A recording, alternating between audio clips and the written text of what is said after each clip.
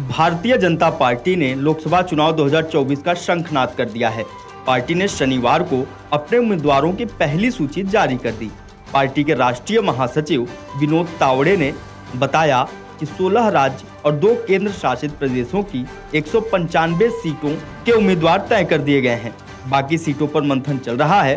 प्रधानमंत्री नरेंद्र मोदी वाराणसी से चुनाव लड़ेंगे। अमित शाह गांधीनगर से चुनावी मैदान में होंगे। 34 केंद्रीय मंत्री और राज्य मंत्रियों के नाम भी इस सूची में हैं। इसके अलावा दिवंगत सुषमा स्वराज की बेटी को भी लोकसभा का टिकट दिया गया है।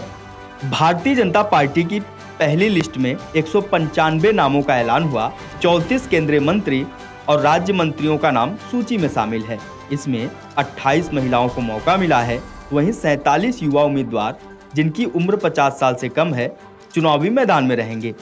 27 नाम अनुसूचित जाति से है, 18 प्रत्याशी अनुसूचित वर्ग से हैं, 57 नाम अन्य पिछड़ा वर्ग से है। विनोद तावड़े ने बताया कि उत्तर प्रदेश की 51, पश्चिम बंगाल की 26, मध्य प्रदेश की 24, गुजरात की 15, राजस्थान की 15, केरल से 12, तेलंगाना से 9, असम से 11, झारखंड से 11, छत्तीसगढ़ की 11, दिल्ली की 5, जम्मू कश्मीर की 2, उत्तराखंड की 3 और अरुणाचल प्रदेश, गोवा, त्रिपुरा, अंडमान निकोबार और दमन और द्वीप की एक सीट पर प्रत्याशी तय किए गए हैं। इससे पहले गुरुवार को पार्टी ने देर रात तक मंथन किया था। केंद्रीय चुनाव कमेटी में प्रधानमंत्री नरेंद्र मोदी, पार्टी अध्यक्ष जेपी नड्डा, गृह मंत्री अमित शाह और रक्षा मंत्री राजनाथ सिंह सहित अन्य सदस्यों ने कई नामों को अंतिम रूप दिया था। बैठक के बाद से ही कयास लगाए जा रहे थे कि पार्टी की ओर से लोकसभा चुनाव के लिए 100 से 125 सीटों पर उम्मीदवार घोषित किए जा सकते हैं। 2014 से 2019 के लोकसभा चुनाव में पार्टी की हारी हुई सीटों पर भी चर्चा हुई थी। पार्टी लोकसभा चुनाव में सबसे ज्यादा महिला प्रत्याशी उतारने की तैयारी भी कर रही है। 2019 के चुनाव में 53 महिलाएं भाजपा के टिकट पर लोकसभा चुनाव में उतरी थी।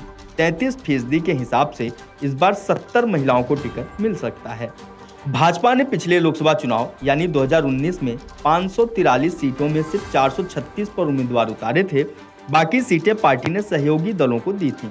जिन 436 सीटों पर भाजपा ने चुनाव लड़ा था उनमें से पार्टी को 303 पर जीत मिली थी।